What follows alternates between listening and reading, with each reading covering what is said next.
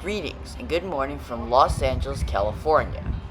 Today we are visiting a coal art museum in Los Angeles, the Getty.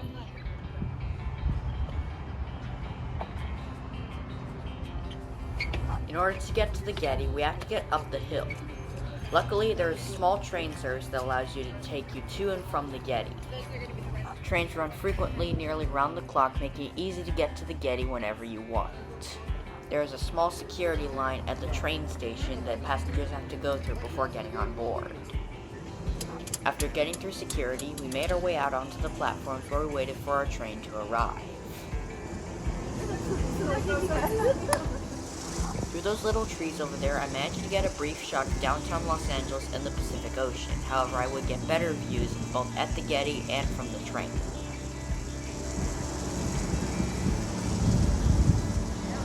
After a little bit of waiting, our train soon rounds the bend and into the station. One thing I noticed is that the trains don't actually use tracks at all, but rather the wheels are on the sides of the trains and run along cables on the sides of the guideway.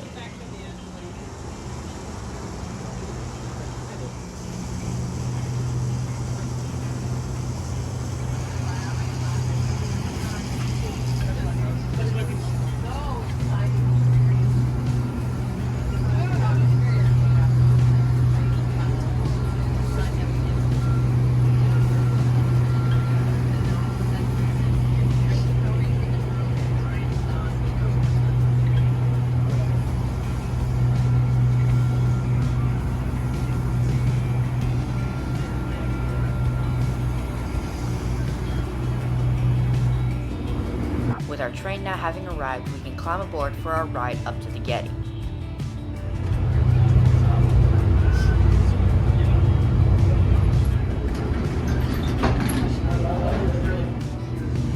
With the passengers on board, our train pulls out, beginning our quick ride up the hill towards the Getty.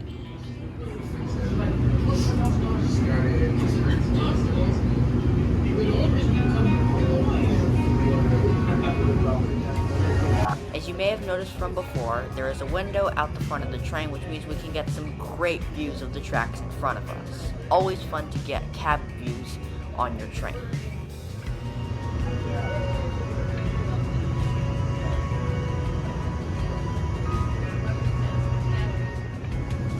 For the first long bit, it was rather slow. However, we eventually picked up speed for a small portion of it.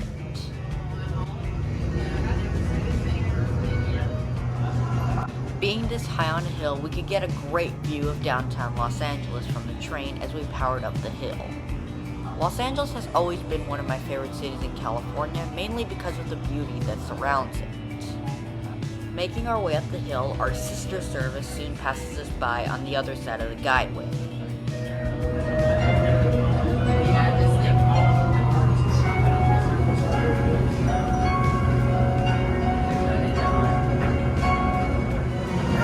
After passing our sister service, our train finally picks up speed for the rest of the way up to the Getty.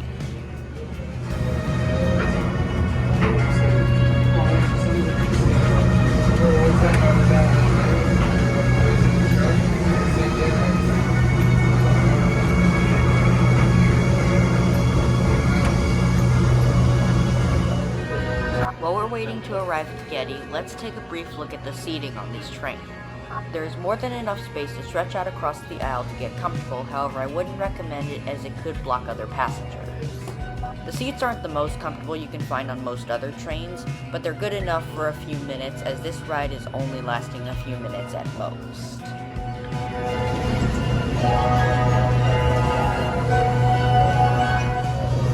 After a few minutes on board, we soon reach the Getty and so can start our real adventure of the video.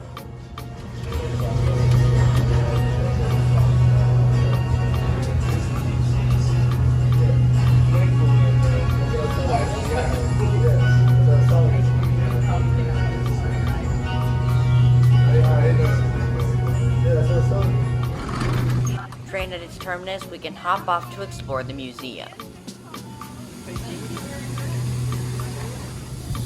Looking at the actual train set itself, it actually looks kinda cool. It looks like the standard tram design, which is expected for a small railroad like this. Stop complete, our train begins heading its way back down the hill.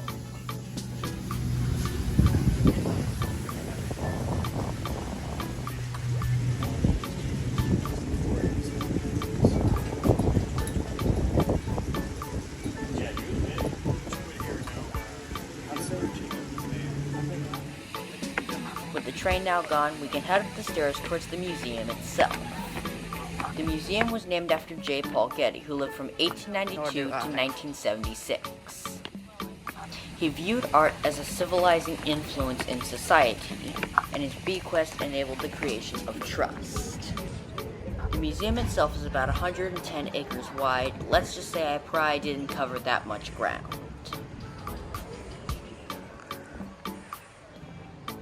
Entering the museum, we are immediately met with some gorgeous architecture.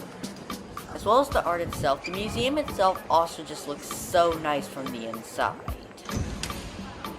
Hanging from the ceiling are sculptures of what appear to be seashells. While they may be much bigger than real shells, they are very beautiful to look at, so whoever did them, he or she deserves great credit. Let me know if you know who made these sculptures in the comments down below.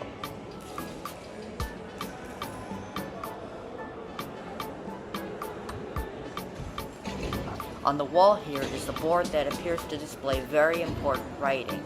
Let me read a bit of it to you. Install on the occasion of the summer solstice and the moving throughout the seasons. This project explores how we position ourselves in relation to the land we inhabit. Washad Yargaro, I think that's how you pronounce it, which means looking back towards Los Angeles in the Tongva language, I think that's how you pronounce it, asks viewers to adjust their perspective and imagine an existence that prioritizes the original caretakers of the Tongva, the Los Angeles basin of the Southern Channels Island. Excuse me for mispronouncing some words, some of them were a bit hard to read. After exploring that building in the museum, we soon began making our way to another building in the museum.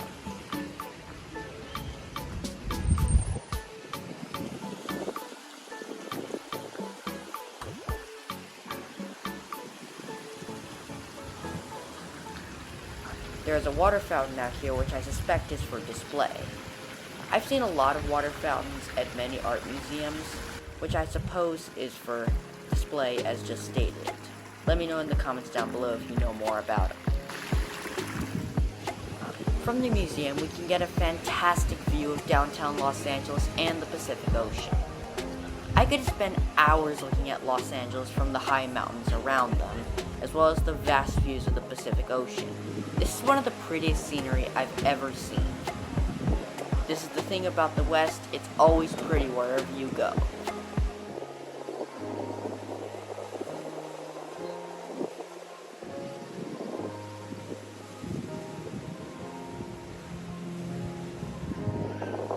Down below the museum was what appeared to be a small botanical garden I thought of exploring later.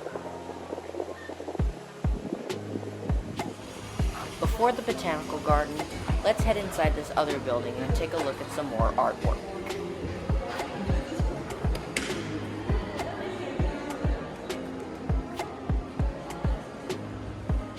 First to see in this building is a small statue of a standing woman. It looks very beautiful. Yes, it's not very smooth, but it's still very cool to look at.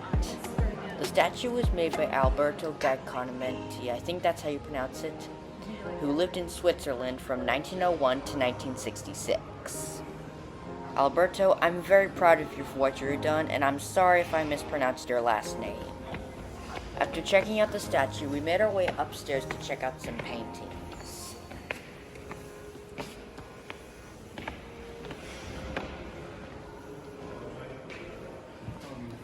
We soon enter an art gallery with paintings hanging on the wall all around. One painting that caught my eyes was this of a beautiful mountain landscape. This painting had quite a lot of detail, but more than that, it was that of a spectacular sight. I would have a lot of difficulty doing something that good, even though I actually do some decent drawings, but nowhere near as good as that. The painting was made by artist Jean Charles Joseph Remond. If you want to know more about him, I suggest you pause the video and read this thing below his name. The next painting to catch my eyes was this extremely great photorealistic painting. I was so distracted by the actual painting itself that I forgot to take a look at the person who painted it. Whoever painted this painting, you have blown my mind with your precision and photorealism. Perhaps I should take a break from narrating and give you a chance to reflect on the cool paintings.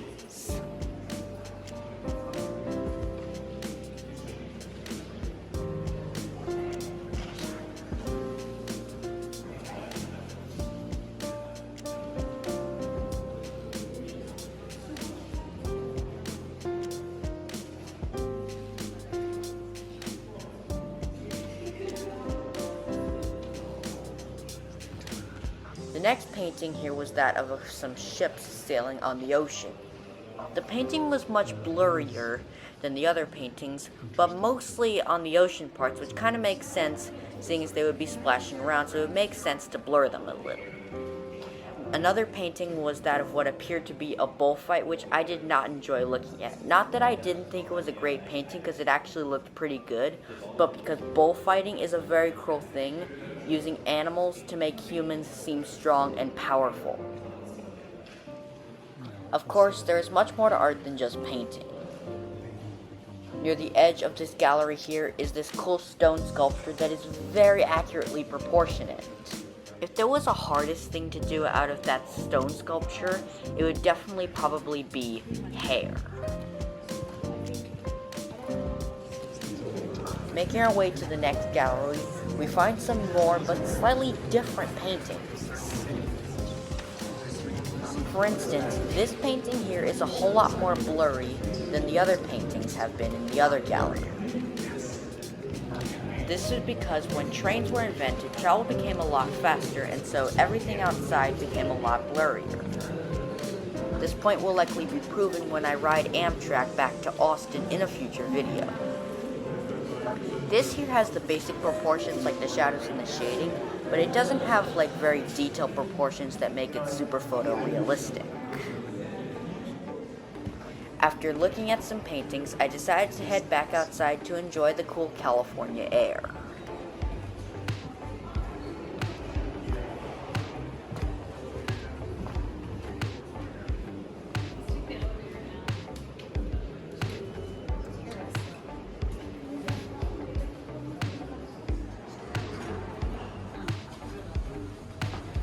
Hey, let me do those.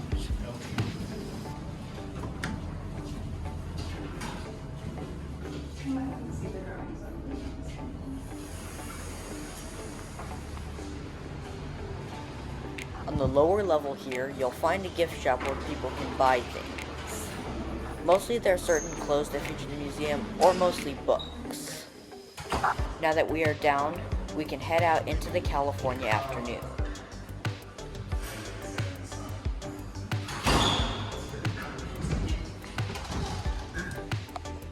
There's a lot of cool architecture outside as well as inside, a sculpture standing out right outside the museum as if to prove my point. It looks quite beautiful, the sun reflecting off the shiny sculpture itself. From up here, we can get a fantastic view of Los Angeles, the Pacific Ocean just barely visible in the distance. While the paintings of landscapes may have been cool, they're not nearly as cool as looking at an actual landscape.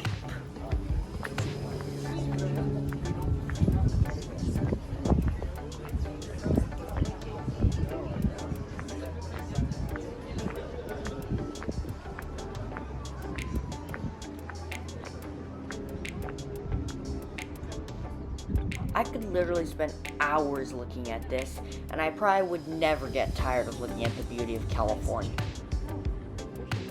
I soon saw the botanical garden I had seen earlier, and I considered checking it out.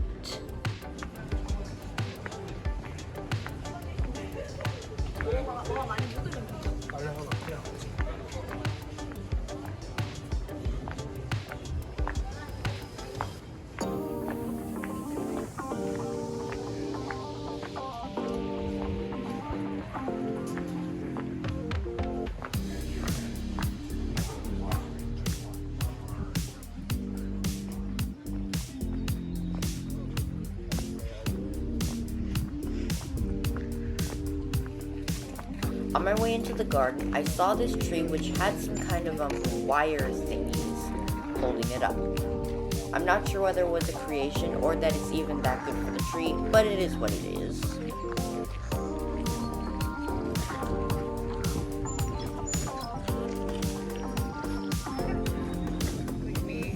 The plants in the small pond over there look very beautiful. They also smell really great and give both our eyes and our noses a huge feast.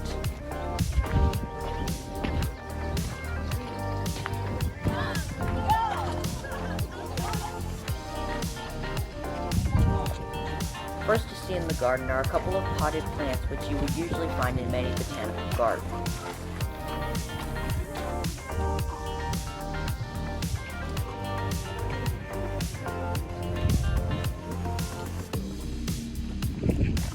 Right here, there are a number of flowering plants which would be quite beneficial to insects such as bees and butterflies. Bees and butterflies get a type of liquid from these flowers called nectar. These insects get their nutrition from nectar the way we get nutrition from the food we eat. I kind of have developed a weakness for bees and wasps as they are poisonous. Not lethally, but their stings are quite painful. Luckily, there were no bees, at least that I saw. That now concludes our visit to the Getty, and it's now time to make our way back to the train station to make our way back down the hill. From the botanical garden, we soon make our way back to the platform and have to only wait for a few minutes before our train pulls in.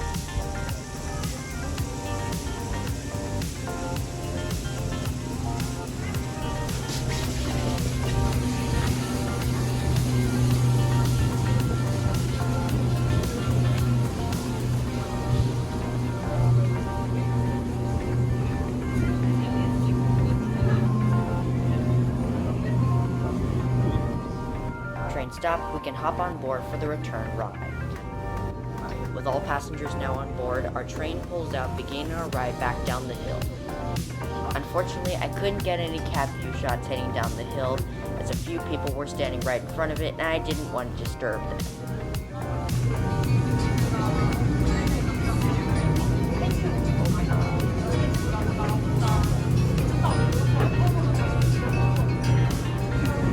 Once again, we get a great view of downtown Los Angeles as we made our descent.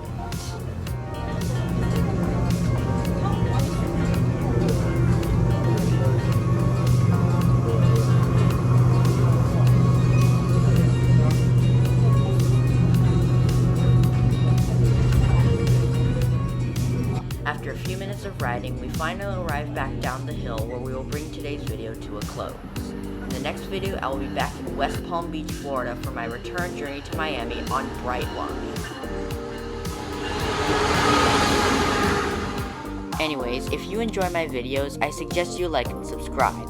I have a lot of cool videos coming up soon, so stick around so you don't miss them. Anyways, that concludes today's video. I hope you enjoyed the visit, and I will see you all next time. Take care.